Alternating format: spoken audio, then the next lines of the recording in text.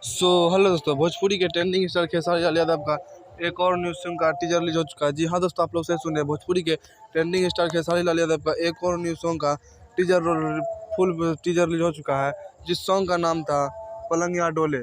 और इसका full teaser release हो चुका है, जो कि अभी से थोड़ा देर पहले रिलीज हुआ है। और वीडियो बनाते एडिट करते हुए अब समय लग जाएगा, तो इसका फुल टीजर रिलीज हो चुका है, जिस सॉन्ग का टाइटल रखा गया है पलंगिया डोले।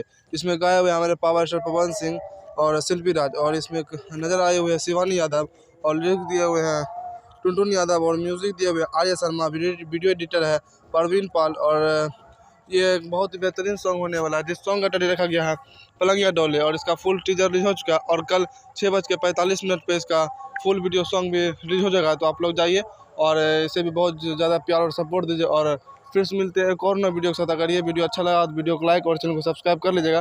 फिर से मिलते हैं एक और नए वीडियो के साथ, तब तक के लिए बाय।